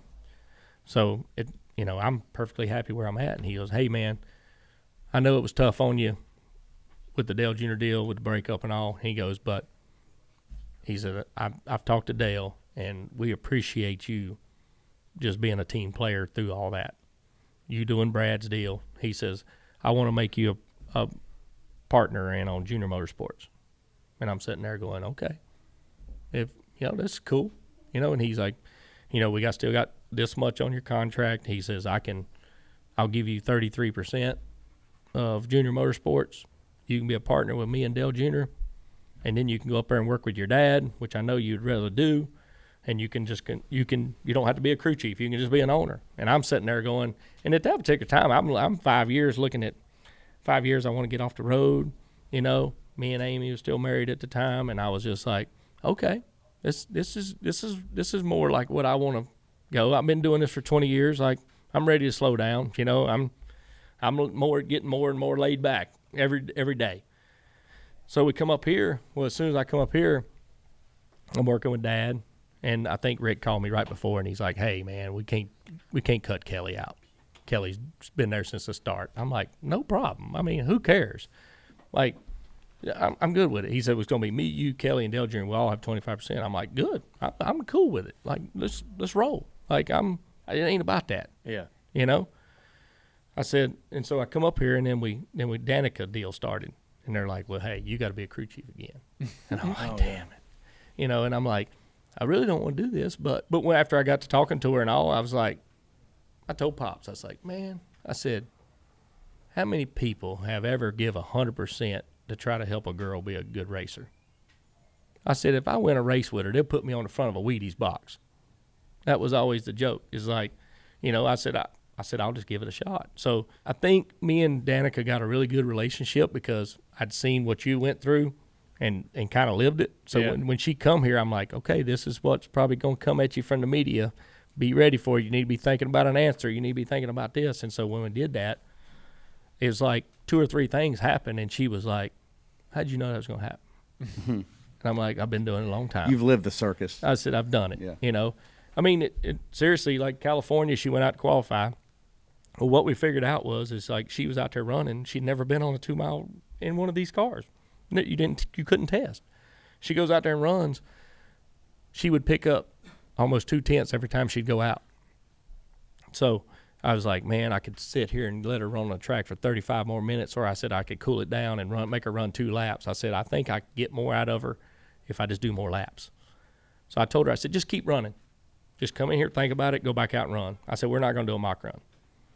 Well, she went out to do a mock run. Well, she'd run it just like a race lap. And so she qualified like 36. Well, she come in and she pulls in the garage and she's crying. And I'm like, what's wrong? She goes, I've never been this bad in my life. I'm like, well, just chill. Just stop a minute. I said, first off, there's about 35 reporters standing behind you. And if they see a tear, they are going to eat you up. Mm-hmm. I said, so I want you to just take a deep breath. I said, blame every bit of it on me. I said, just tell them that I wouldn't let you do a mock run, that I thought time was better than that. This is your mulligan. You're here for a year. This is all free, that you're here to get experience to race, and you're looking forward to the race tomorrow. And I said, blame everything on me. I said, 100%. I said, now just compose yourself, and I said, turn around and go do it. She says, okay, you all right with that? I'm like, I'm fine with it. Don't worry about it. She spins around, I go up in the truck. She said it word for word the way I told her. So she comes up in the truck. She said, how'd I do? I said, well, you're not a Southern guy, so next time use your own words.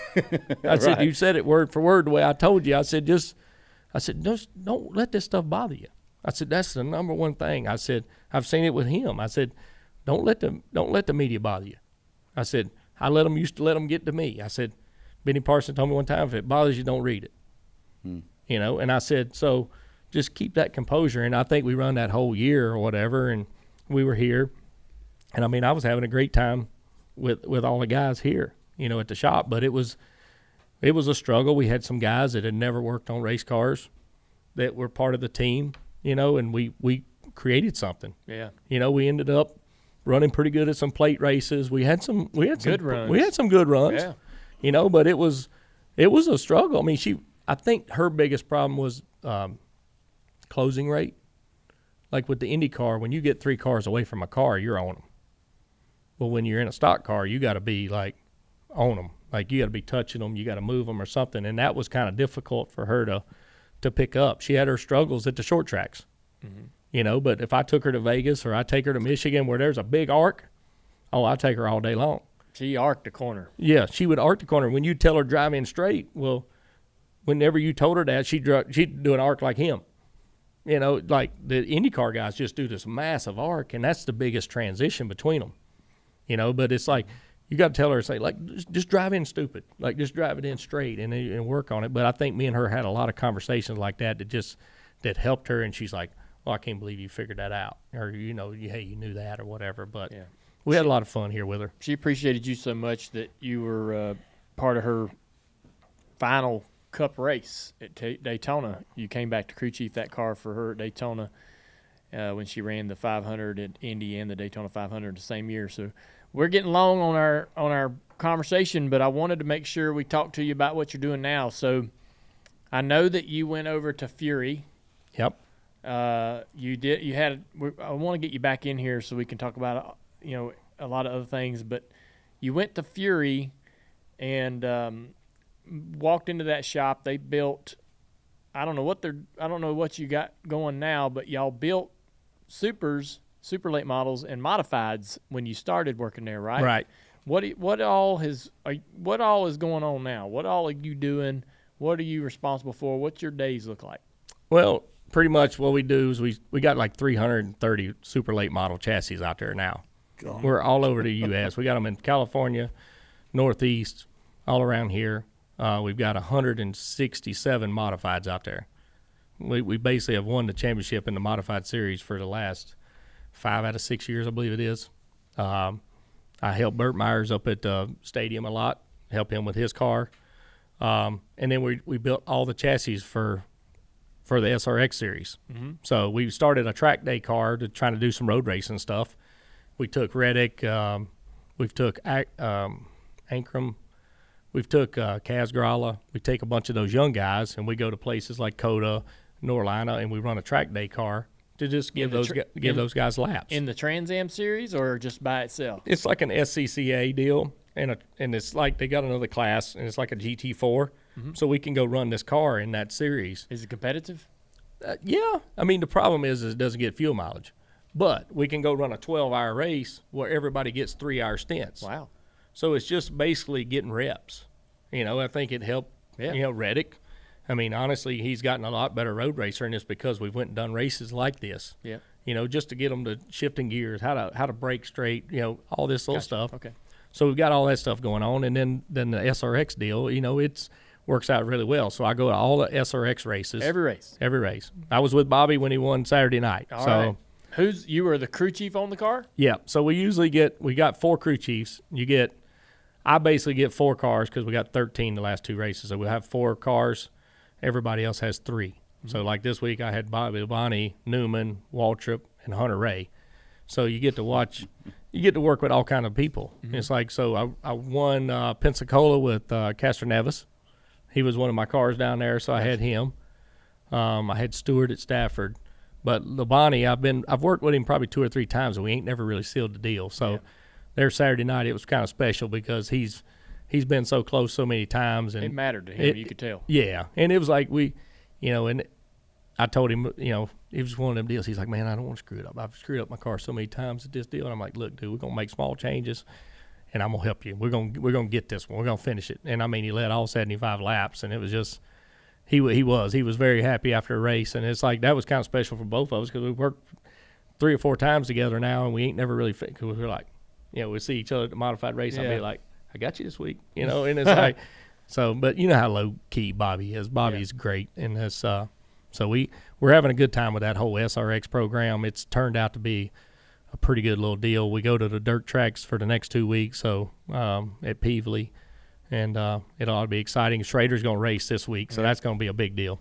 So Pops was with you at Fury. What's he doing? Pops is just he's basically retired now. He does a little bit. We help Justin Bonnet, and there's a John Bolin that run at Pensacola and Mobile with a pro and a super late model. Yep. So we would go down there. Where's those cars at? We have them at Will Jones' car over at his shop. Will Jones' shop, and so Tony Sr. goes over there almost every day. Every day.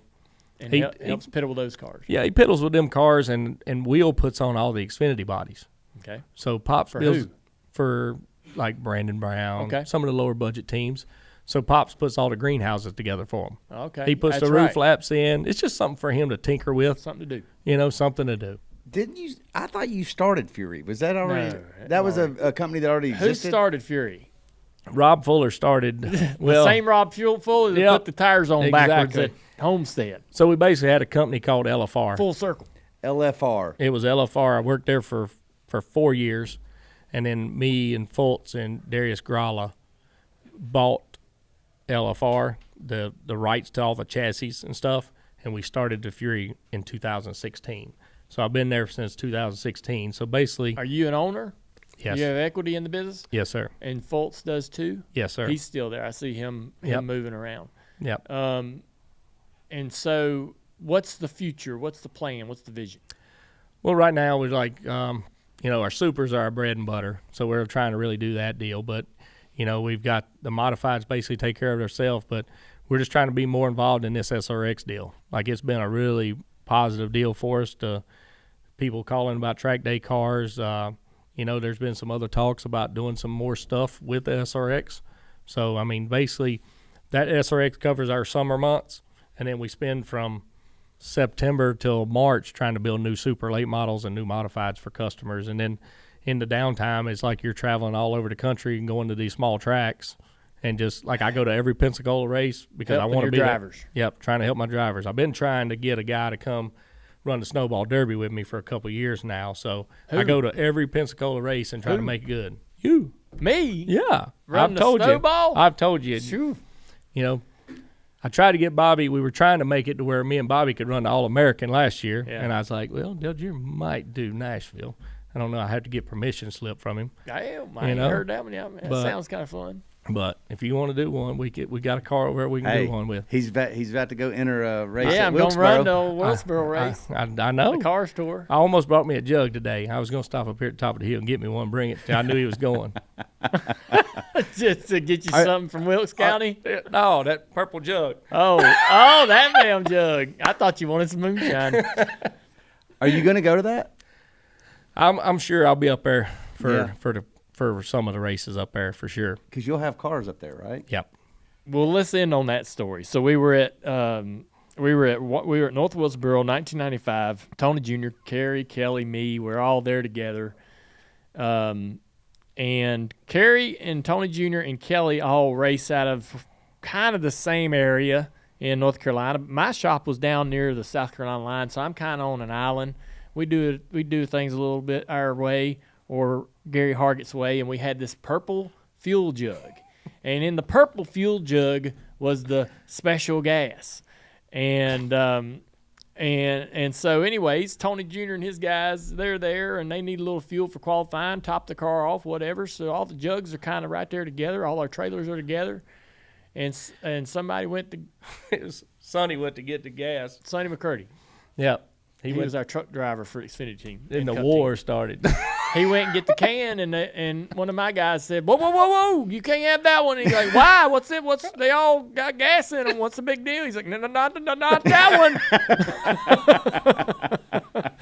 And they both got a hold of it, pulling and tugging Like in front of the whole garage or the whole. Everybody's like, "What the hell's going on?" Yeah, we're like, "What's wrong with them? What's so special about that gas jug?" Yeah. So you saying he needs to take one up there in August? Oh, it's just a memory. Like we always laughed about that. Hey, I'm like, with you. Yeah. We'd sit there, we'd be in a race and be like, "Hey, we need a little more speed." And say, "Hey, I need that purple jug," you know. Yeah.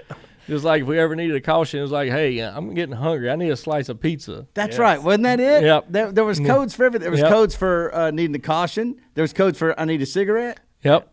There's all kind of stuff. Yeah, there was a guy that raced the Pizza Hut car at Myrtle Beach, and Tony Jr. come up there to race with me, and he come up there with his own car, and he's like, "Hey, man," he's asking me about the car, what it's gonna do, how tighten it up, loosen it up, whatever. We go race, and he says I told him the wrong thing, and there's this guy in the Pizza Hut car pulls over on the back straightaway in the middle of the race, and then the caution comes out and he cranks it up and drives away. And he asked Hargett, he's like, "Hargett, what the hell deal is that Pizza Hut car?" And Hargett said, "Well, I had to order a pizza. He's about to get lapped." Oh, I never knew the backstory on that. Oh, yeah. So we had a guy down there. We get close to, we need a caution. We had a guy that slowed down. That was awesome. Dude, I don't even want this to end, man. I know. We got like there's so many other We things. didn't even get and that's the great thing about the podcast. We can have him come back. I love having you in the room, man. I appreciate it, man. I'm glad to be here. Me and Mike got on the phone last night, and we talked about all the breakups and the get back togethers, and we surmised that we are brothers. We treat each other like brothers. We love like brothers, and we fought like brothers, and we held each other accountable. You don't mind telling me the truth, and vice versa. And I think that's why we, why we matter to each other, because there's not many people in your life that'll be that honest, right? Right. And hold you accountable. And but I'll tell you, man, I can't wait to have you back, because there's so many wonderful memories. Way back to racing around that number 2 car sitting outside of Mamaw's or Ralph Earnhardt's garage in 1980. Right. And staying up all night in Robert G's house watching horse racing on New Year's Oh, Eve yeah. one night, back in the 90s, just doing stuff, having fun, being kids. But anyways, hope you're having fun and doing well and enjoying what you're up to. Gonna keep our eye out for you. I see you everywhere doing something, and I love it. Great to hear about how these kids have impacted your life and how special that is to you, giving you more purpose every day. Thanks for spending some time with us today. The listeners are going to love it.